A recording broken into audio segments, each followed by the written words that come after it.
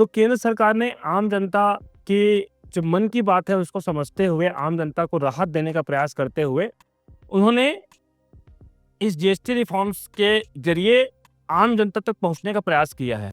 GDP का जो growth है वो बढ़ेगा। इसके साथ साथ ही कल से जो है नवरात्र प्रारंभ हो रहे हैं। कल से मार्केट एक तरह से हम देखेंगे नवरात्र, दशहरा, दीपावली का जो माहौल है वो शुरू हो जाएगा। तो जीएसटी घटने से, जीएसटी रिफॉर्म्स लाने के बाद जो है मार्केट में एक बूस्ट जरूर आएगा। लोग चीज़ों को खरीदेंगे क्योंकि जो चीज़ें उन्हें पहले महंगी मिलती थी अब वो जीएसटी रिफॉर्म्स के बाद चीज़ें सस्ती मिलेंगी। नमस्कार, मैं रितेश कुमार शर्मा। जरूरत के सामानों पर कल यानी 22 सितंबर से अब केवल 2 स्लैब में जीएसटी लगेगा, 5% या 18%। सरकार ने टैक्स सिस्टम को आसान बनाने के लिए ऐसा किया है। इससे आम जरूरत की चीज़ें जैसे पनीर, घी, साबुन, शैम्पू के साथ एसी कार भी सस्ते होंगे। जीएसटी काउंसिल की 56वीं मीटिंग में इस पर फैसला लिया गया था। वित्त मंत्री निर्मला सीतारमण ने 3 सितंबर को इसकी जानकारी दी।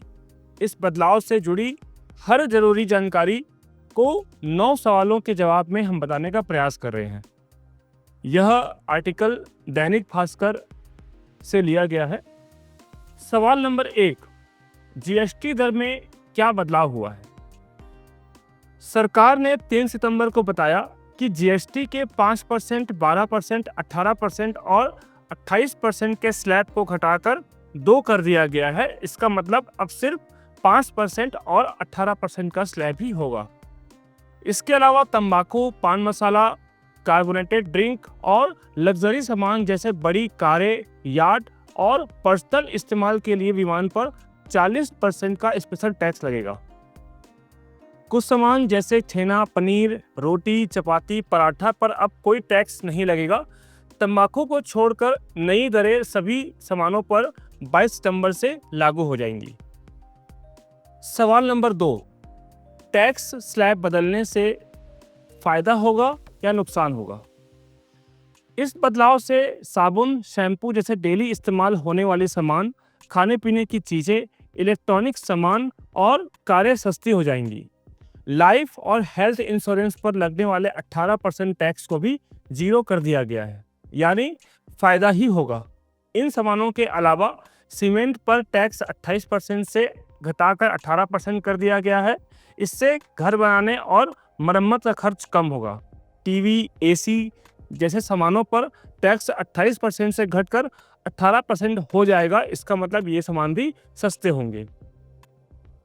33 जरूरी दवाइयाँ, खासकर कैंसर और गंभीर बीमारियों की दवाओं पर अब कोई टैक्स नहीं होगा। छोटी कारें और 350 सीसी तक की मोटरसाइकिलों पर अब 28% की जगह 18% टैक्स लगेगा। ऑटो पार्ट्स और 3 व्हीलर पर भी टैक्स 28% से घटाकर 18% कर दिया गया है, जिससे ये सामान भी सस्ते होंगे।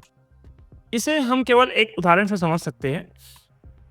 मानते हैं कि पहले जो टैक्स स्लैब पहले था उसमें एक हेयर ऑयल की बोतल की कीमत 100 रुपए थी और उस पर 18% जीएसटी लगता था। इसका मतलब 100 रुपए का 18% 18 रुपए, तो उस हेयर ऑयल की कुल कीमत हो गई 118 रुपए। अब जब इसमें स्लैब घटाकर 5% कर दिया गया है तो जीएसटी का जो स्लैब है वो 5% होता है, तो 100 रुपए पर अब आपको सिर्फ 5 रुपए देने होंगे, यानी कि जो उसकी कीमत है वो 118 रुपए से 105 रुपए हो जाएगी, जिसका फायदा आम जनता को मिलेगा। इसमें 13 रुपए का जो फायदा है वो डायरेक्ट कंज्यूमर को होगा। अब सवाल आता है कि पुराने स्टॉक पर एमआरपी ज्यादा होगी, क्या ये भी सस्ता मिलेगा? इसका जवाब ऐसा है, सरकार ने कहा है पुराने स्टॉक पर भले ही एमआरपी ज्यादा है, लेकिन ये सामान भी नया रेट के हिसाब से ही मिलेंगे।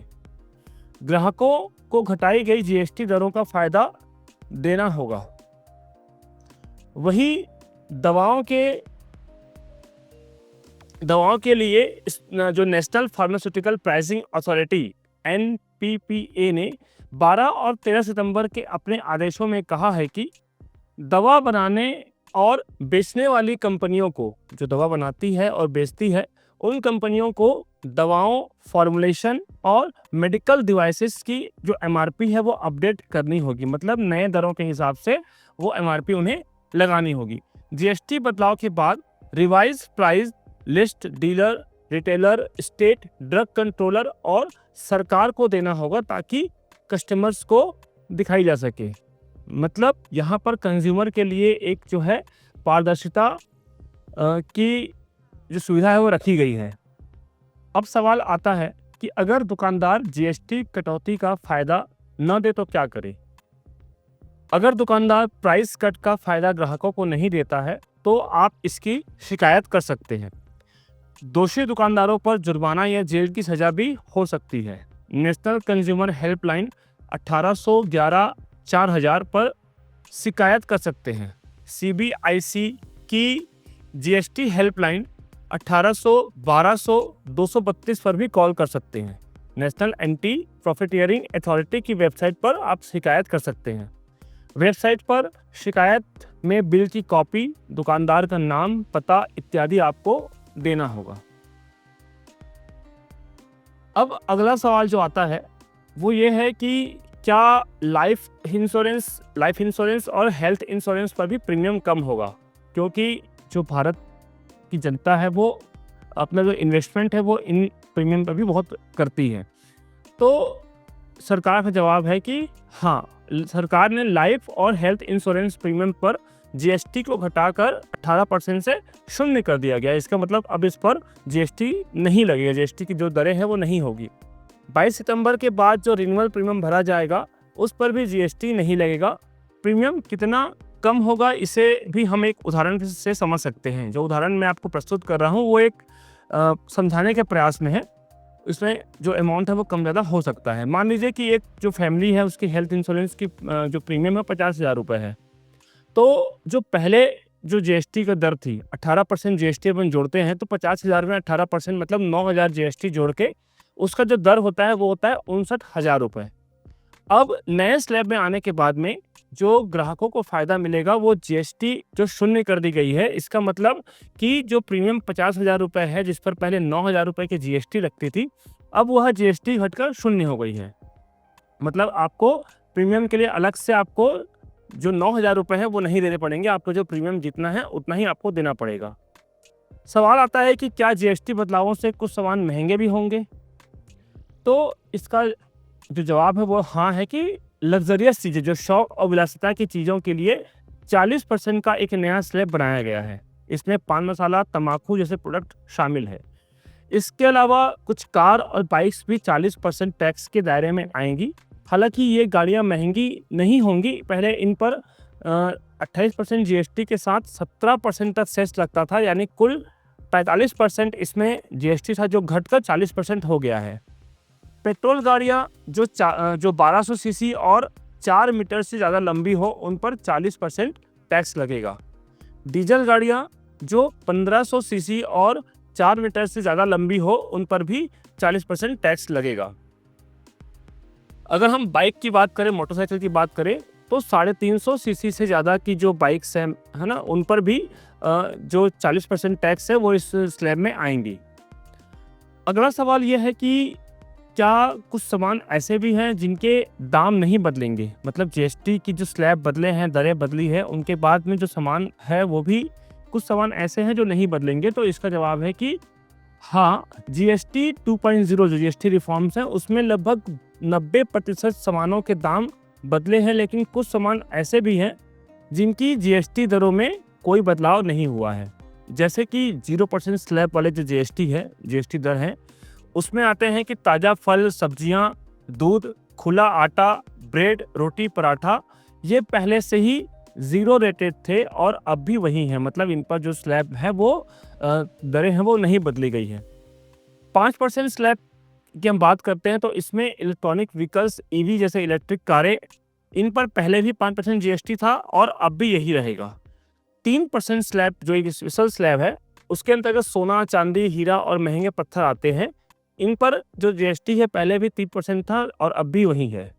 18% स्लैब जो है ज़्यादातर इलेक्ट्रॉनिक्स आइटम जो पहले 18% में थे, जैसे mobile phone, laptop, computer, SIM और लग्जरी सामान, सिगरेट, तंबाकू उत्पाद जैसे गुटखा, बीड़ी, पान मसाला, ये भी 28% प्लस कंपनसेशन सेस पर ही रहेंगे। जब तक कंपनसेशन लोन क्लियर नहीं हो जाता तब तक इनकी जो दरें हैं वो 28% ही रहेगी। हमारा अगला सवाल आता है कि क्या सिनेमा टिकट और जो चीज़ें हैं जैसे कि आपका फ्लाइट टिकट है, सिनेमा टिकट है, होटल बुकिंग है, इन सब चीज़ों में जीएसटी का जो रिफॉर्म आया है 2.0 आया है, उससे क्या फ़र्क पड़ेगा? उसमें सस्ते होंगे या महंगे होंगे? तो इसका जवाब है कि होटल के कमरों की बुकिंग, ब्यूटी और सेहत से जुड़ी सर्विसेज पर जीएसटी 18% से कम करके 5% कर दिया गया है। वही 100 रुपए तक की सिनेमा टिकटों पर 5% टैक्स लगेगा, जो पहले 12% था। 100 रुपए से ज़्यादा की जो टिकटें हैं उन पर 18% जीएसटी लगेगा। होटल के कमरों का किराया, जिनका किराया 1000 रुपए से कम है, वो भी अब टैक्स फ्री रहेंगे। मतलब उन जो रूम रेंट है, आपका जो किराया है, उस पर आपको 1000 रुपए तक के कमरों का कोई किराया नहीं देना, कोई टैक्स नहीं देना है। 1000 से 7500 रुपए के जो होटल के रूम्स हैं उन पर जीएसटी 12% से घटाकर 5% कर दिया गया है। प्रीमियम होटल्स या जिनका किराया, कमरे किराया 7500 से ज़्यादा है, उन पर 18% जीएसटी लगेगा। इसे भी हम एक उदाहरण से समझते हैं कि मान लो कोई एक होटल का कमरा का किराया जो है 5000 रुपये का है, पहले उस पर 12% जीएसटी लगता था, अब वह जीएसटी लगेगा 5%। तो इसका जो कैलकुलेशन होगा वो किस तरीके से होगा कि 5% का जो पहले स्लैब था, 5000 का जो स्लैब था 12% वाला, उसमें 600 रुपये आपके जीएसटी के लगते थे। तो कुल जो कमरे का किराया है वो होता था 5600 रुपये।